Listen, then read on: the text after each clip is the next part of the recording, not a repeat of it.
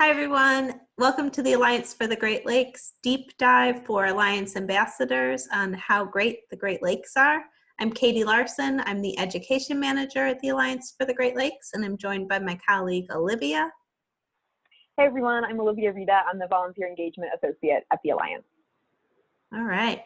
So today we are going to talk about the Alliance Ambassador Program. We have about 200 Alliance ambassadors around the Great Lakes region. Right now with COVID-19, all in-person events are on hold. So we are hosting virtual trainings and we are supporting ambassadors in sharing information with others through virtual opportunities like email, social media, as well as conversations and more informal actions. So the goals for today's webinar are to share fun facts and figures about why the Great Lakes are important and worth protecting. Last year, we held deep dives on plastic pollution and invasive species.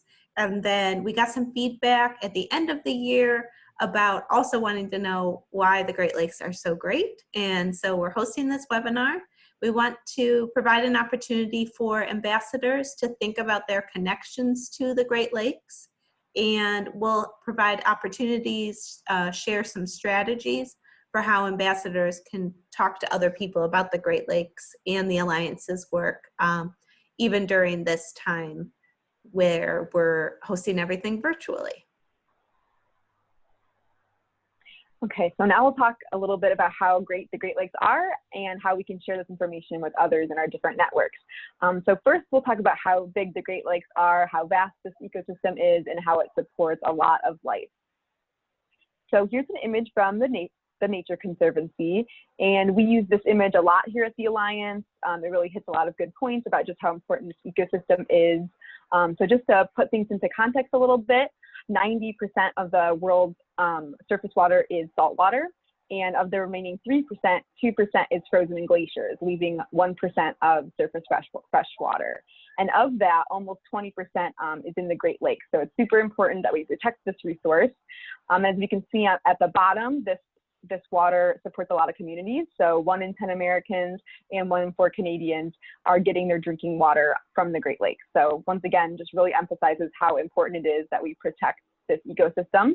So it can be really effective to share images like this to kind of emphasize to people the importance of this ecosystem and region, and then you can direct them to our website, greatlakes.org. You can encourage them to sign up for our emails to see how they can help protect the Great Lakes. You can also direct them to a lot of different action alerts we have. Those are always fluctuating, but we have a page on our site where all of those are housed, and Katie will talk a little bit more about that later. But for instance, there's one right now that's My Promise to Planet Earth, so you can encourage people to think about changes they could make or steps they want to take to help protect this ecosystem and the planet at large. So here's another infographic this one's from Visual Capitalist, and it once again is showing how large the Great Lakes are, and it's showing the 25 largest lakes in the world with the Great Lakes in their normal orientation and then some of the other large lakes around them. So here's an example of how you could share something like this on a platform like Facebook. So as you can see on the right, we have an example of how you might share this, saying the Great Lakes are the largest freshwater system in the world. Check out this side-by-side comparison of the world's 25 largest lakes. And then it's telling others to tell Congress the Great Lakes are worth protecting. So this link is to another action alert, and it's one that allows others to communicate with Congress and tell them to support our 2020 federal priorities. So the Great Lakes has different priorities and ways that we want Congress to help protect and support the Great Lakes. So not only are the Great Lakes having a large surface area, but they also reach great depth. So we can see in this infographic from Michigan Sea Grant all the different depths of the Great Lakes. And as you can see, Lake Superior is the largest and the deepest, reaching a depth of 1,333 feet. So this can kind of be a fun one to share with people. It can be interesting, grab their attention.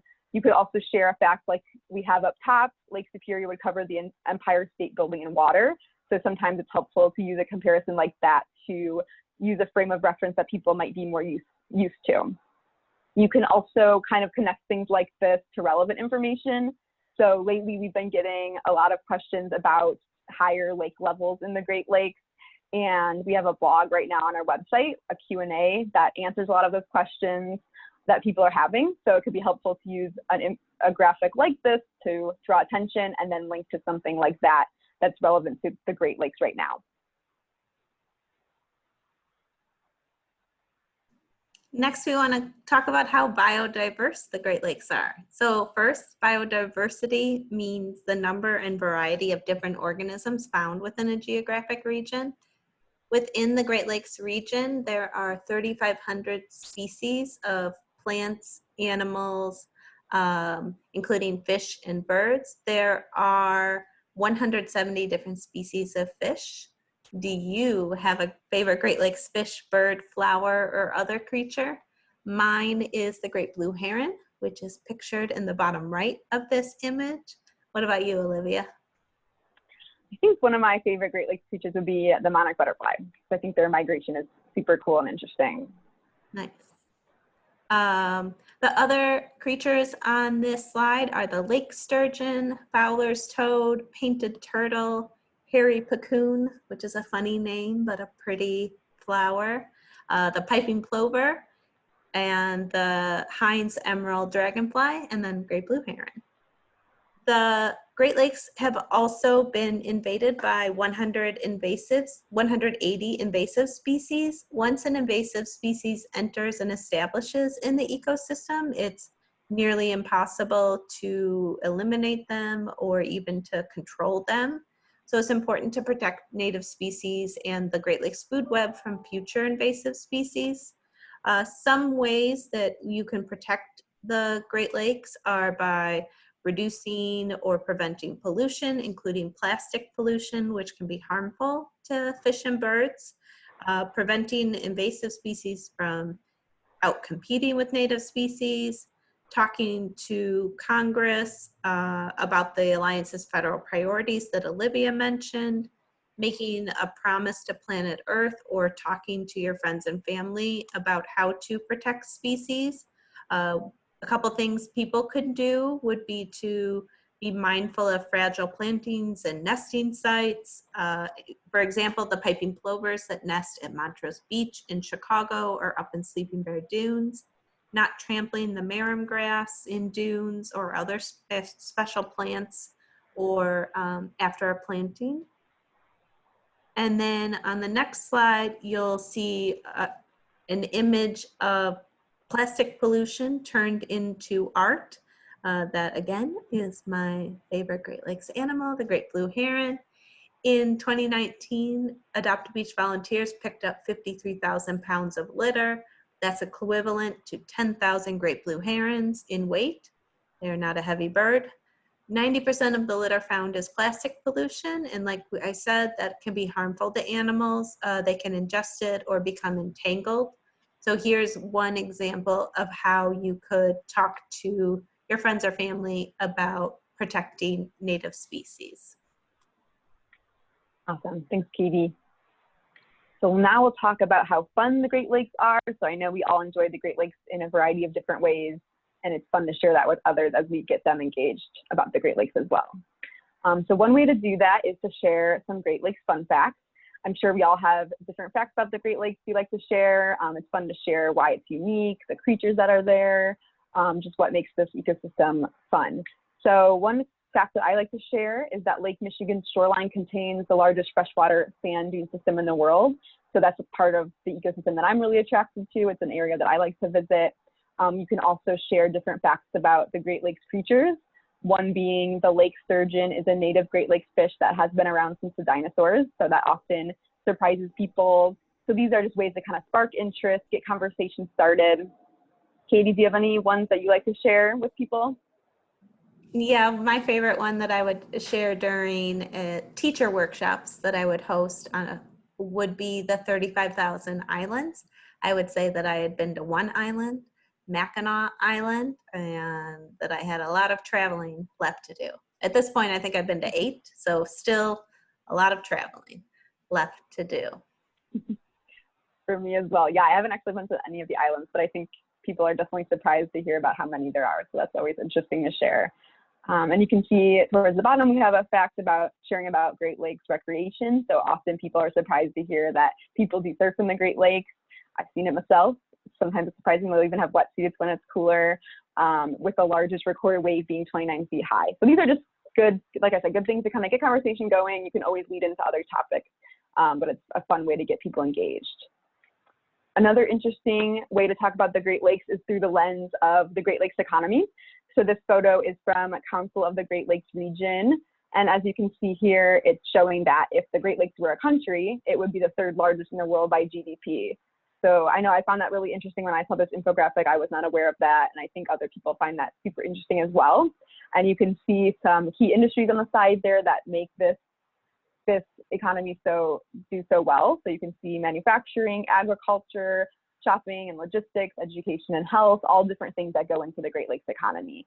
And if you're involved in one of them, it can be interesting to use your own personal connections as well to draw people in.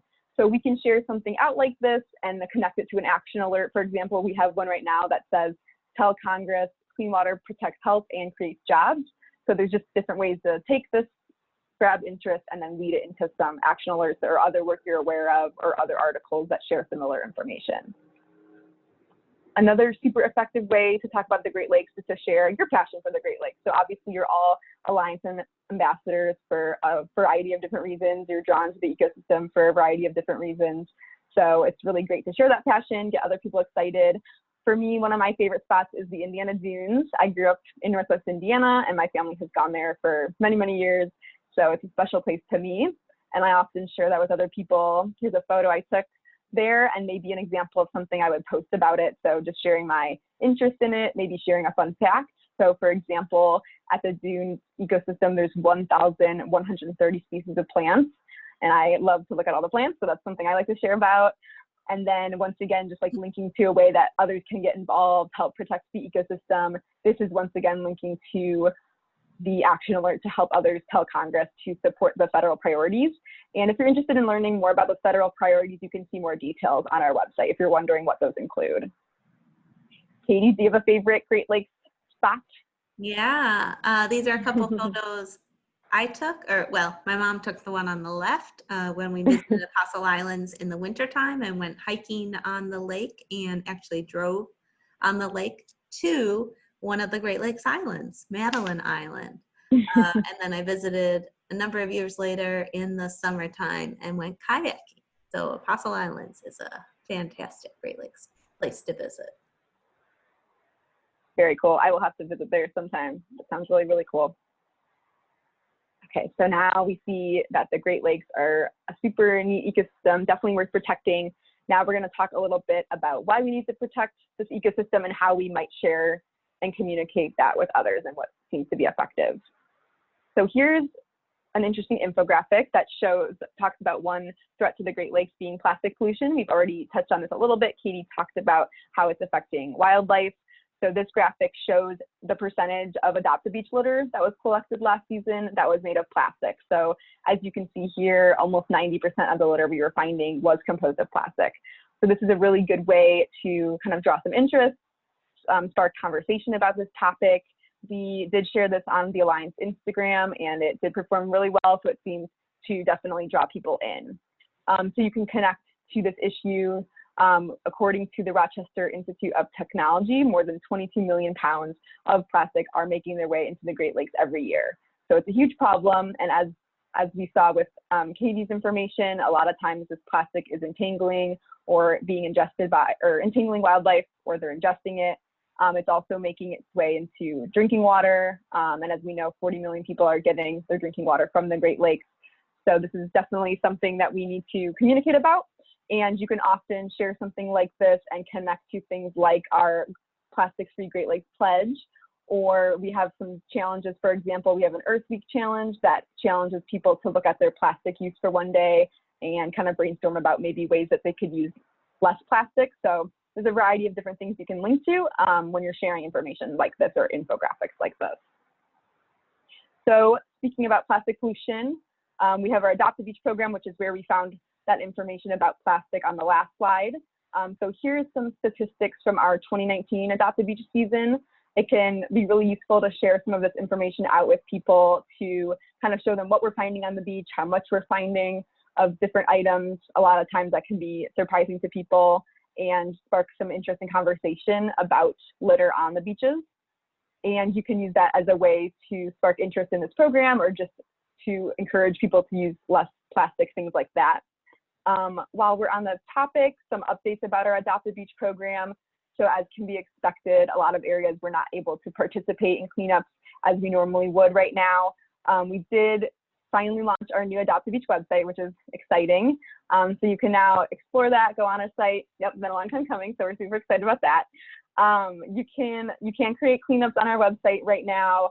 We just have different guidelines and ask that everyone is making sure that the cleanups are allowed in their respective areas and that everyone's taking the proper precautions needed during this time. So just some information and updates. But like I said, we do summarize this litter data every season, so we'll be happy to share it out with you all, and then you can share that with your communities as well. So this is a handy infographic to emphasize how plastic pollution is affecting our drinking water. And it says 40 million people use the Great Lakes as a drinking water source. 22 million pounds of plastic enter the Great Lakes every year. So this sort of hits home that point. It has the glass of water with some plastic in it. And there's an example of how you could share something like this on the right on a platform like Instagram. So it prompts everyone to take some time to reflect, to visit the link in bio to do the challenge and track your plastic use for one day. And then it can often be useful to end with a question and kind of get conversations started, hearing from others. So asking people to send in their creative ideas to reduce our plastic use. So it's a good way to kind of talk to others about maybe some items that they're already doing. Okay. So this is a good infographic to talk about how, like, our water infrastructure in the Great Lakes region. So as you can see up top, it shows how something familiar to people, telephones, how that has advanced. And we've had many technological advances there. But as you can see on the bottom, a lot of our pipes have not come along like that. A lot of them look very similar as they did many, many years ago. So this emphasizes that point and shows that we need a lot of updates to our water infrastructure, and that's important to help ensure that everyone in the Great Lakes community has healthy and safe drinking water. Some effects of outdated infrastructure are things like combined sewer overflows and lead contamination that result in serious health effects. So sharing infographics like this can help get those conversations started, and you can direct people to tell Congress to once again support the federal priorities, which urges Congress to invest to improve outdated and failing drinking water infrastructure. So this is a fun infographic comparing Michael Jordan's vertical being 3.5 feet to how high big head and silver varieties of Asian carp can jump when they're frightened how high they're jumping out of the water, being 10 feet. So this is a good way to get some conversation started about invasive Asian carp and how we need to protect the Great Lakes from this invasive species. As Katie mentioned about invasive species earlier, once they're established in the Great Lakes, it can be really detrimental to the Great Lakes. They can outcompete native species, and it really affects the food web. So this is a good infographic to share, and you can point people to various action alerts that help prevent invasive Asian carp from entering the Great Lakes. For instance, there's one right now that, or like I said, to support the federal priorities and to ensure that there's funding for the construction of the project at Brandon Road Lock and Dam, which would help prevent this species from establishing in the Great Lakes. But once again, just a kind of fun, kind of draws your attention, introduces the topic. So now we would like to turn it to you all. So if you could think about maybe an infographic that we shared, or a photo that we shared, or maybe a photo that you already have in mind of the Great Lakes that maybe you've taken or have interacted with, and try to draft a caption or conversation starter for that graphic, and just how you would maybe communicate about that topic. It could be any platform you're thinking of, through conversation, email. So we'd love you to go ahead and take the time to brainstorm a caption or conversation starter. Feel free to email it to us or share it with others. We'd love to hear it.